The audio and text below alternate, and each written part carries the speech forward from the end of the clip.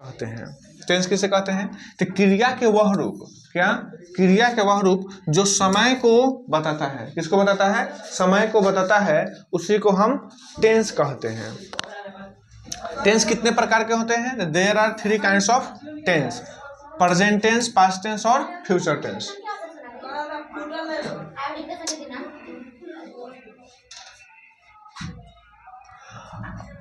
Present tense किसे कहते हैं? तो describes actions that are currently happening और हैबिचुअल। प्रेजेंट टेंस किसे कहते हैं? तो वह कार्य जो तुरंत हुआ हो, क्या हो? तुरंत हो रहा हो, या जो आदतन हो, उसी को हम क्या कहते हैं? प्रेजेंट टेंस कहते हैं। जैसे कि Ram goes to Patna every day. Ram प्रतिदिन कहाँ जाता है? पटना जाता है। कहाँ जाता है? पटना जाता है। शी इज वीपिंग, वह रो रही है। मतलब अभी काम हो रहा है कि नहीं हो रहा है? रोने का काम अभी हो रहा है, तो वह रो रही है, इसलिए क्या कहलाएंगे? यह क्या कहलाएगा? प्रेजेंट टेंस कहलाएगा। क्या कहलाएगा? Present tense. अगर रहता महेश हंसता है, क्या करता है? महेश हंसता है, ये कौन टेंस कहलाएगा बाबू? Present tense. क्या देखेंगे? Present tense. एक और चीज ध्यान दीजिएगा प्रेजेंट टेंस में, कि प्रेजेंट टेंस के अंत में हमेशा क्या रहेगा? यहाँ पर लिख देते हैं, देखिए। प्रेजेंट टेंस के अंत में हमेशा रहेगा है, हो, हूं। क्या रहेगा? है, हो, हूं। पास्ट टेंस में रहेगा था, थे, थी। और फ्यूचर टेंस में रहेगा गा, गे, गी। अगर हम बोलेंगे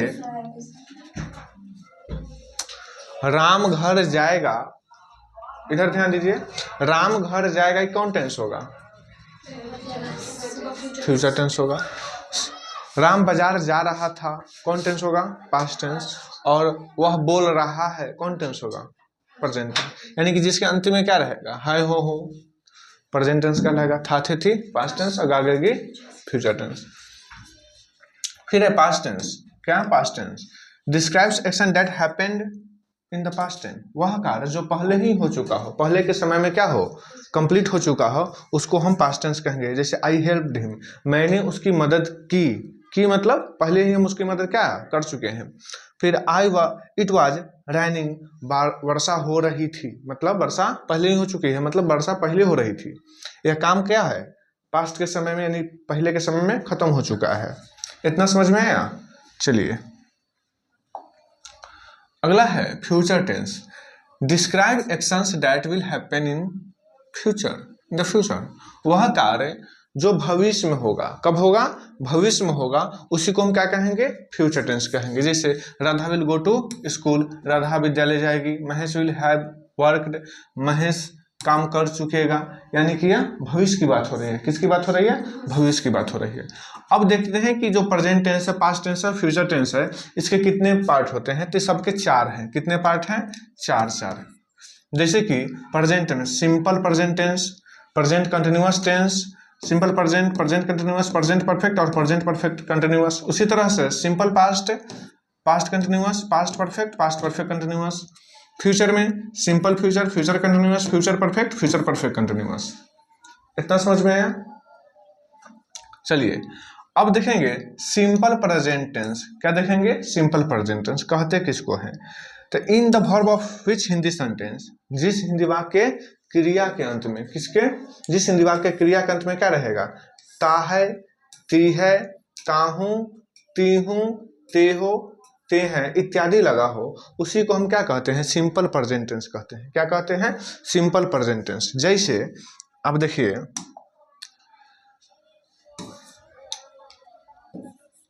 सीता काम करती है, सीता काम करती है।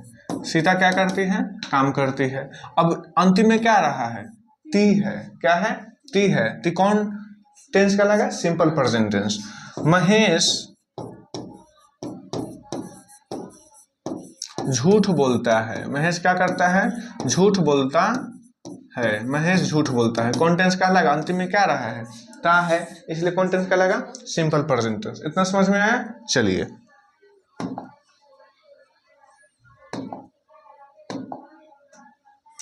अब देखिए इसमें नोट नंबर फर्स्ट क्या कर रहा है, we use ACIS with the verb of he, she, it, singular और uncountable noun, it means V5। इसका मतलब है नोट फर्स्ट में कि he, she, it सिंगुलर और अनकाउंटेबल नाउन के साथ, किसके साथ? अनकाउंटेबल नाउन के साथ, नाउन के साथ हम V5 का प्रयोग करते हैं। किसका प्रयोग करते हैं? V5 का प्रयोग करते हैं। हम V5 का प्रयोग करते हैं। ये V5 क्या होता है? तो देखिए V5 बराबर V1 में जब हम A से IS जोड़ देते हैं तो क्या बनता है? V5 बनता है। जब V1 में हम A से IS जोड़ देते हैं तो क्या बनता है? V5 बनता है। जैसे नोट नंबर 2 देखिए, 2 I, we, you, they और प्लूरल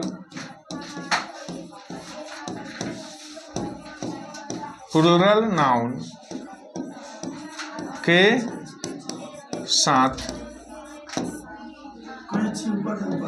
V1 का प्रयोग करते हैं। V1 का प्रयोग करते हैं। अब V5 में एग्जाम्पल में लिखिए,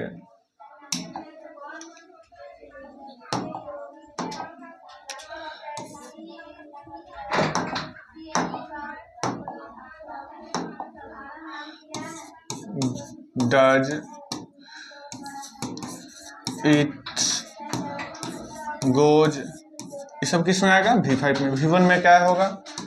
do, it, go, etc।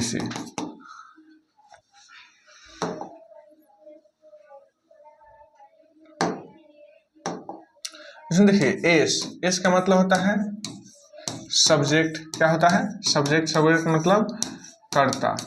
कर्ता मतलब करने वाला, कोई कार्य को करने वाला।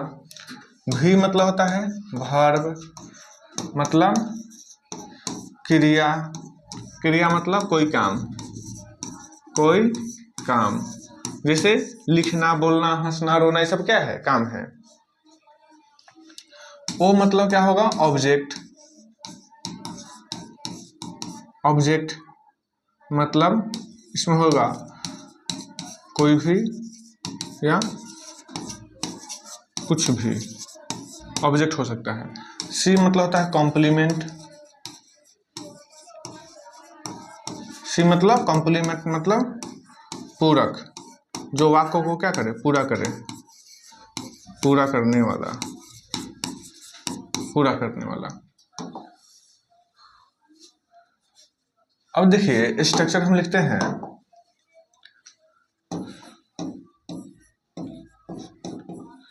स्ट्रक्चर नंबर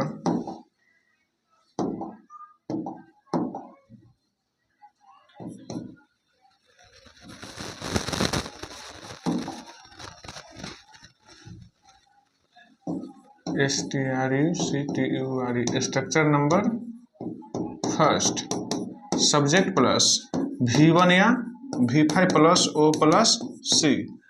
जैसे कि सीता आम खाती है। सीता आम खाती है। अब यहाँ बताइए इसमें सब्जेक्ट कौन है? काम कौन कर रही है? सीता। कौन कर रही है? सीता। तो सीता का क्या होगा? सीता। अब बताइए सीता सिंगुलर नंबर है प्लूरल नंबर? एक नाम है, सिंगुलर है, इसलिए V5 लगेगा। काम क्या चीज का हो रहा है? खाने का। खाना का क्या होता है? ईट। तो ईट का V5 क्या होगा? इट्स। क्या होगा? It's a mango. Sita it's a mango. उसी प्रकार रहता मोहन घर जाता है, मोहन घर जाता है। तो सब्जेक्ट इसमें कौन है? मोहन। कौन है? Mohan.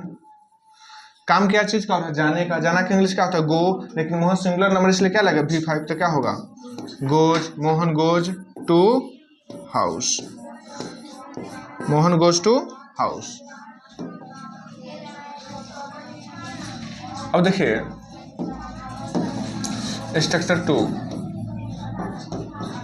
Structure number 2, subject plus do या does plus not plus V1 plus O plus C, जिससे कि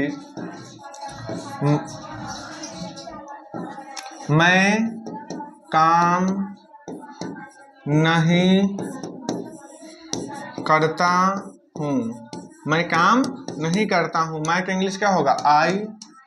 डू डज है तो आई के साथ क्या लगेगा? डू। क्या लगेगा? डू। नॉट। काम करना का इंग्लिश क्या होता है? Work. I do not work. अगर आते लिखते कि तुम क्रिकेट नहीं खेलते हो। तुम क्रिकेट नहीं खेलते हो तो क्या होता? तुम का English you do not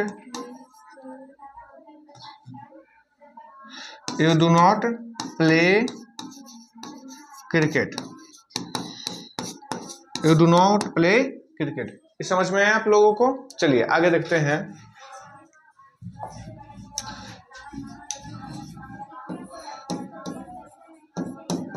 structure number 3, do या does plus subject plus V1 plus O plus C। क्या राधा नाचती है? क्या राधा नाचती है? तो राधा है, डू डज में से क्या सिंगुलर नंबर है, इसलिए क्या लगेगा? डज। क्या होगा? Does Radha dance. Does Radha dance. अगर रहता क्या तुम बाजार जाते हो? क्या तुम बाजार जाते हो तो क्या बनता है इसका? तुम यू है, यू के साथ क्या लगेगा? डू। यू काम क्या चीज का हो रहा है? जाने का। तो गो टू मार्केट। क्या तुम बाजार जाते हो? उसी प्रकार से स्ट्रक्चर 4 है STRUCTUR। स्ट्रक्चर नंबर 4, डू या does plus subject plus not plus V1 plus O plus C। क्या वह काम नहीं करती है? क्या वह काम नहीं करती है? क्या होगा? Does she not work. बोलिए समझ में आया? क्यों? तो देखिए वह करती है, सी है, सी के साथ हम क्या लगाएंगे? डज। सब्जेक्ट कौन है? सी। तो सी, उसका नॉट तो नॉट। काम क्या चीज कर रहा है? काम ही करने का। काम करने के लिए क्या होता है? वर्क। ये समझ में आया? आगे बढ़िए। स्ट्रक्चर नंबर 5, इसमें क्या होगा? क्वेश्चन वर्ड प्लस डू या does plus subject plus not plus sorry 5 number है ना, V1 plus O plus C। तुम बात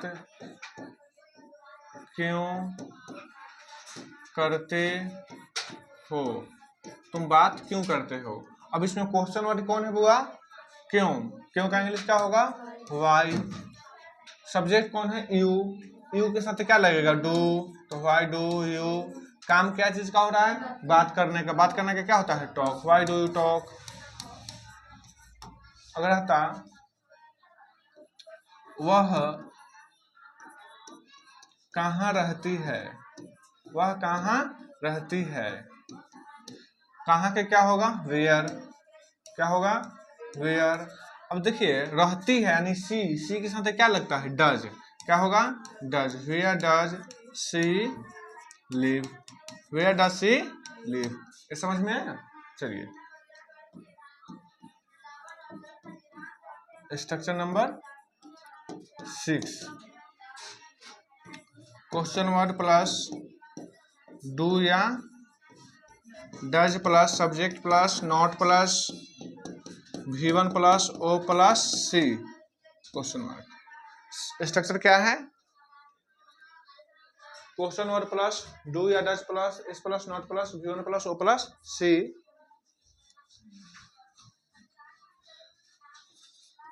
आपकी बहन विद्यालय क्यों नहीं जाती है? आपकी बहन विद्यालय क्यों नहीं जाती है? तो क्या होगा? क्यों का वाई। उसके आपकी बहन, एक बहन है तो क्या होगा? डज। योर सिस्टर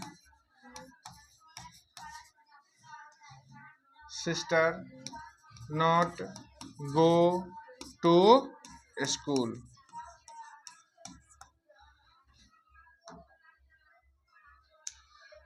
चलिए अभी आप लोगों को बनाने के लिए 5 को दे रहे हैं, जल्दी से बनाइए इसको।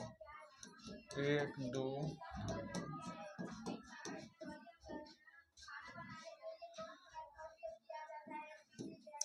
हम लोग क्रिकेट खेलते हैं। तुम क्या चाहती हो? तुम क्या चाहती हो? मैं तुम्हें गाली नहीं देता हूँ। क्या तुम्हारी गाय दूध नहीं देती है? सॉरी, वह कहाँ जाता है? वह कहाँ जाता है? चलिए इसको बनाइए।